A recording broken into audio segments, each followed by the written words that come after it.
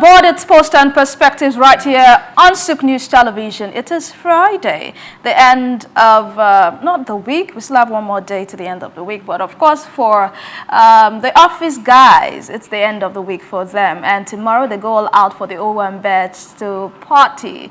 My name is Evelyn Ohiole, and I bring to you perspectives, different posts on social media as written by different people all around the world. And you know, I do not get to do this alone.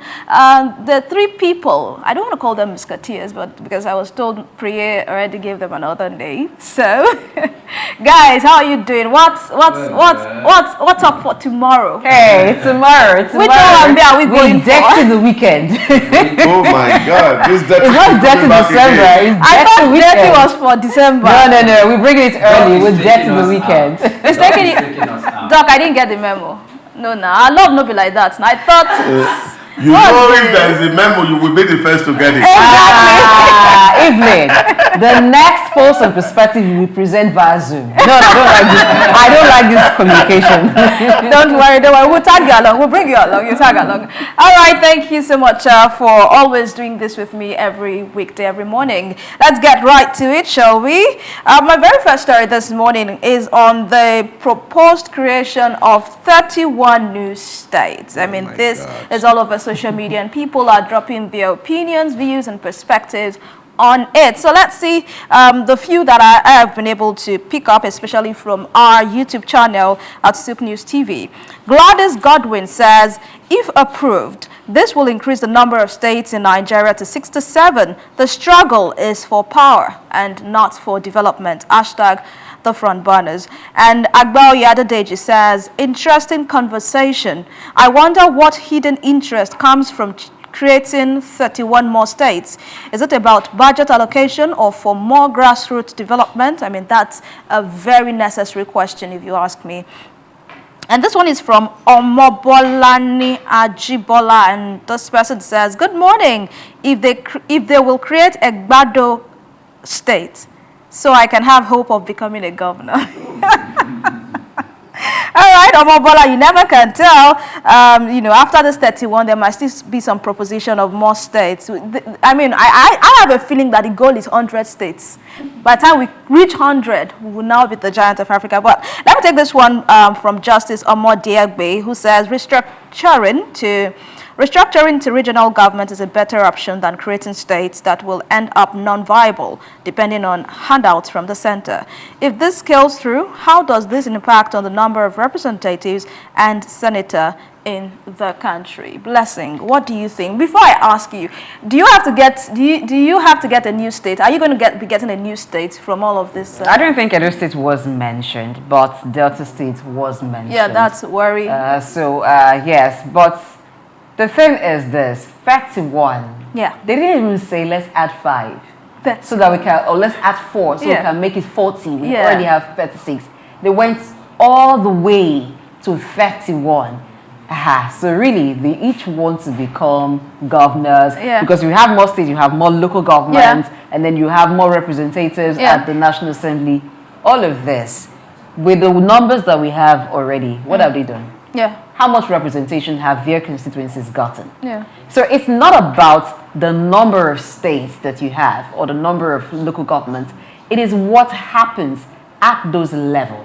It is about bringing development close to the people. Because if the core of the issue, which is ethnicity, which is greed, is not tackled, you will have those issues resurface. So if you give Warri a state, for instance, you see the issue you think you're solving by separating Delta North from Delta South, you will have those same issues in Delta South again. Because there are different ethnic groups that will make up that state. They will also cry about marginalization. They would also say they want equal representation. So are you going to give every ethnic group a state?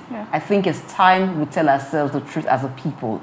Even when we have people from our own areas representing us, do they do better for us than those who we perceive to be from other ethnic groups? So I think it's about greed, really, and people not doing well in their assigned responsibilities. Indeed. But before I move on to the next story, Doctor, I mean, I listened to your conversation, and it seems you're really a bit in support of the creation of more states, and it brings the total number to 67. If I'm wrong, you can correct me. That means Nigeria will become the country with the most states in the world. Yeah. I agree with you, but first and foremost, if you can connect me with Omobola, I don't mind being the strategist because I know the new can create the deputy governor of a bar so that I can. No, I don't even want to be deputy. Oh, okay. I can only just be chief strategist. Okay. So I can take my consultancy and move away. But that said, yeah. I have said, Blessing also talked about the motivation, and I really don't see that we have ethnic problem in Nigeria. We don't have. And I did that in my undergraduate some very many years ago. Ethnicity does not exist in Nigeria. It is the elite that are fighting themselves, really, for the struggle for power. And the creation of state, like I have alluded this morning, since inception, from 1963, when the Midwestern state was created, till date, all the creation had been motivated by the need to settle some boys. It has never been motivated by the development of the region that are concerned. So this has been the challenge. So here we are seeing a whole lot of people coming into politics, of course, since, of course, the biggest player in our environment is actually politics.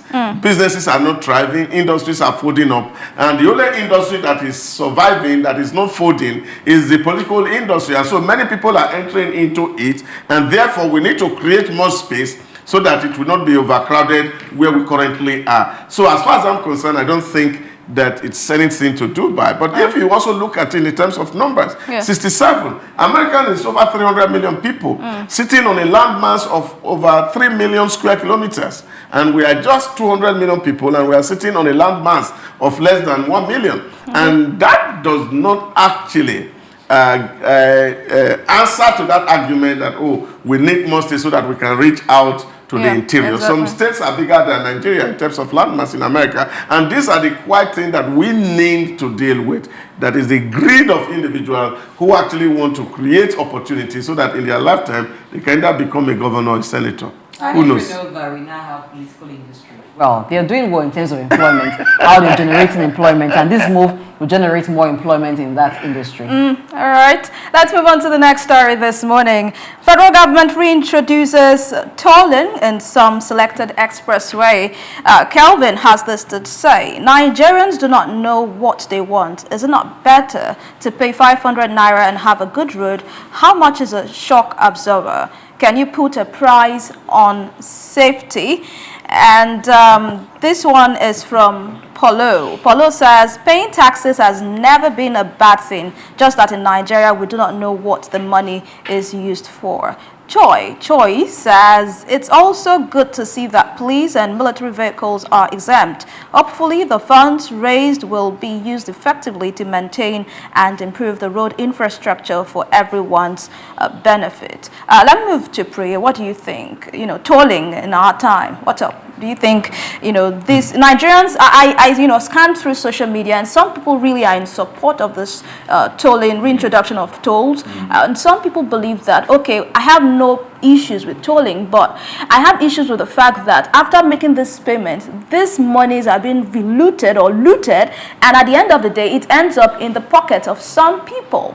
Yes, I think for most of us who have concerns, our concerns are more based on, yes, we need road infrastructure across the country for possible connectivity, for industrialization and all of that. However, the contractors that are selling this idea, or the political entity that is selling this idea to Nigerians, should make sure that they come up with creative ways to getting the money.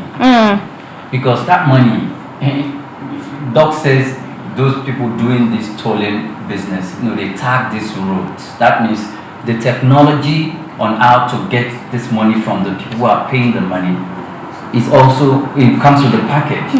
And if we can get that right, then I'm sure we will not be able, not only are we going to pay for the roads within the space of 25 years, but we'll be able to build more and maintain more for the benefit of Nigeria. Thank you so much, Priya. Let's move on to the next story. Federal government to compile database of Nigerians abroad to reverse Japa trends. Let's see what people make of this conversation. All right, Priya, I heard that. You seem not to be in sync with this. Well, let's see. Olufemi Aduo says Senator Akpoti Uduagan's concern over the Japa syndrome is understandable, but the solution lies not in attempting to reverse the trend through databases and collaborations alone. The fundamental issue is that Nigerians are migrating because they see more opportunities abroad due to the poor socio-economic environment at home. No government policy, however well-intentioned, can stop individuals from seeking better prospects for their families when the environment is not conducive to growth and development. And this one is from Kachu. Kachu says, self-deceit is the worst. I mean, very short and simple. Ekaite Eunice says, real change at home will do more to reverse the trend than just tracking emigrants.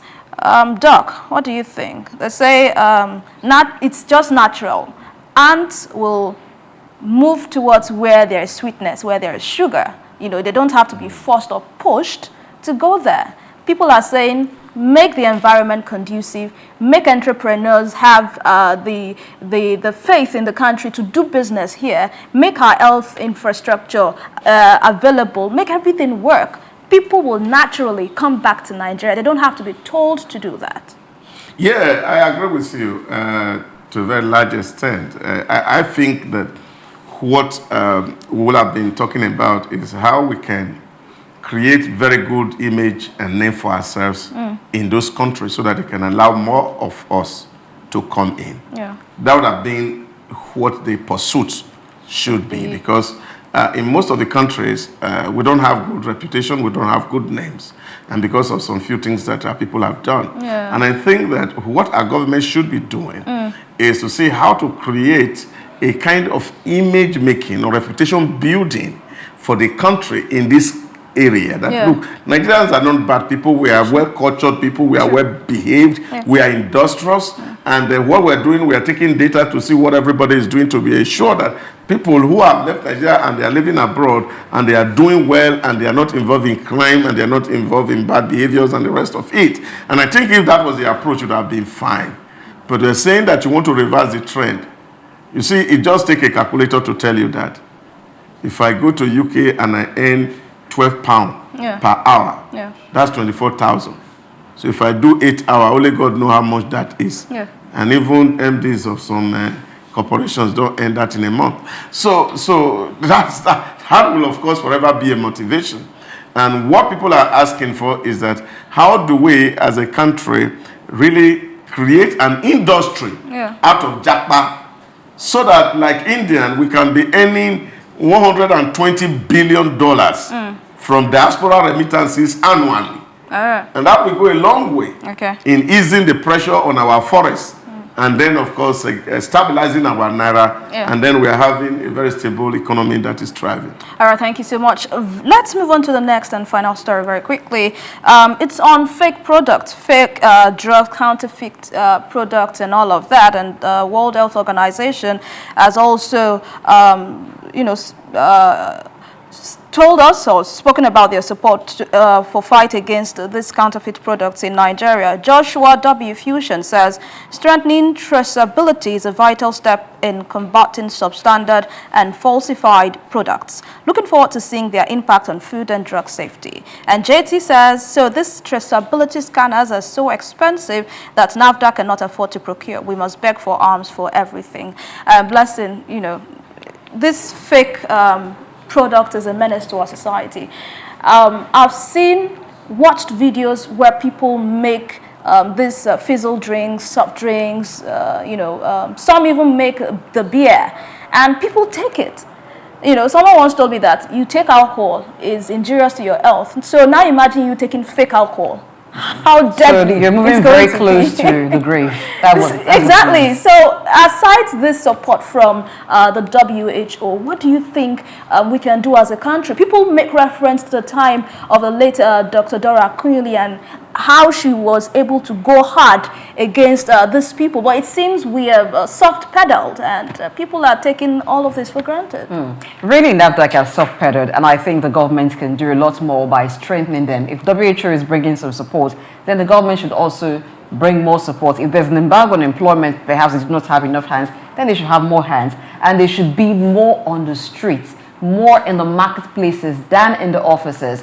Because the problem here, one of the problems is, even when you have whistleblowers, you find that those who are saddled with the responsibility are expecting you, the whistleblower, to conduct investigation for them. So they tell you, oh, send us video evidence, send us audio evidence. Do you need to be asking that from the whistleblower? Somebody has called your attention to a thing. You should take it up and move into action. So the markets where these places, yes, we have a lot of blind spots, but can we reduce them? Can we have NAFDAC officials? Can we have the government in full swing in those places, shut down premises that are encouraging the sales of fake drugs? If you have pharmacies that have been known that they sell fake drugs, shut them down. Don't give them a second chance, because these are the lives of people that we're dealing with. Hawkers on the street, just buy randomly and test the drinks. Where are they coming from? They will tell you where they source this drinks, these beverages from. You take it up from there. So it is time for them to take the fight to the streets. Thank you so much, Blessing. That was, you hit the nail on the head. That was it. And also call out to the FCCPC, because I know of people that will say, I know this drink is fake. Well, I will not take it. Instead of them to take it up with wherever store they got it from, so that other people who do not know what fake product looks like will not be a victim. Thank you guys for this amazing conversation with you today and for this week. I enjoyed the show, and that's it on the show Post and Perspective for this day and for this week. Remember, they say health is wealth. For us to be a wealthy country, we must also pay attention to our health. So please let all the required agencies, the appropriate agencies, get to work. My name is Evelyn Uhiole, and I'll see you on Monday. But of course, not go anywhere. It's back to the guys in the studios.